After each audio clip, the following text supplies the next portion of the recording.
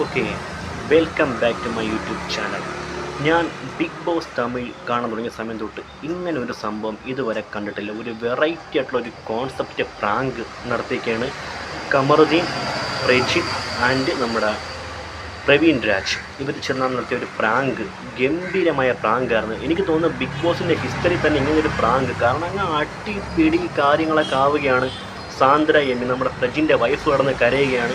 ആ രീതിക്കുള്ള ഒരു വൈബ്രൻ്റ് പ്രാങ്ക് അവർ ചെയ്തു. പക്ഷെ അത് പ്രവീൺ രാജും ആ ഒരു കമറുദ്ദീനും തമ്മിലുള്ള ആ ഒരു ഒരു ആക്ടിങ് എന്നൊക്കെ അപ്പുറത്തേക്കുള്ള ഒരു ഗംഭീരമായ ഒരു പ്രാങ്കാണ്. നമ്മൾ ബിഗ് ബോസിൻ്റെ മലയാളത്തിലേക്ക് നമ്മൾ പല പ്രാങ്കുകൾ നമ്മൾ കണ്ടു. പക്ഷേ ഇത് അങ്ങ് പക്ക വയലൻസ്. ഹൗസ് മേറ്റ്സിനെ തോന്നുന്നു ഇവരിവിടെ കിടന്ന് നല്ല അടിയാവുകയുള്ള രീതിക്കുള്ള. സാന്ദ്ര എമ്മിയാണെങ്കിൽ ഭയങ്കര കരയുകയാണ്.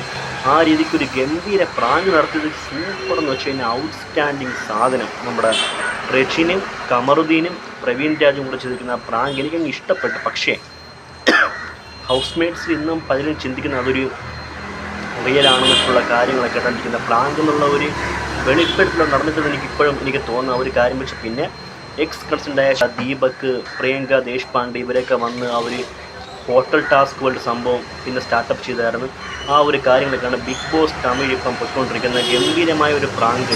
ആ ഒരു വെറൈറ്റി കണ്ടൻറ് ഇങ്ങനെ പുറത്ത് വരണം, എന്നാലേ ഷോയ്ക്ക് ഒരു എന്തെങ്കിലും ഒരു ഹൈപ്പ് കിട്ടത്തുള്ളൂ. ഇപ്പം ഈ ഒരു സീസണിൽ ഇത്രയും നാളെ ഒരു വീക്കായിട്ട് പോയിക്കൊണ്ടിരിക്കുകയാണ്. പക്ഷേ ഈ ഒരു പ്രാങ്ക് കാണുന്ന സമയം തൊട്ടൊക്കെ ഭയങ്കര ഗംഭീരമായി തോന്നി. പിന്നെ കെമി ആദ്യമേ ഇറങ്ങി നല്ലൊരു ഗെയിം കളിച്ച് കെമി ഇപ്പോൾ ഡൗൺ ആയിപ്പോൾ. രമ്യ ജോ നല്ല ഒരു സംസാരവും കാര്യമുണ്ട്. രമ്യ ജോ ഇപ്പോൾ ഒന്നും ചെയ്യുന്നില്ല. ആ രീതിക്ക് പോയ സമയത്താണ് ഒരു താഴ്ന്ന പോയൊരു സീസണിൽ ഇത്രയും ഒരു ഹൈപ്പ് കിട്ടിയ ഒരു കണ്ടൻറ് ആയിപ്പോൾ ഈ ഒരു പ്രാങ്ക്. ഗംഭീരമായൊരു പ്രാങ്കായിരുന്നു കമറുദ്ദീനും പ്രജിനും പ്രവീൺ രാജോടെ കാണിച്ചത്.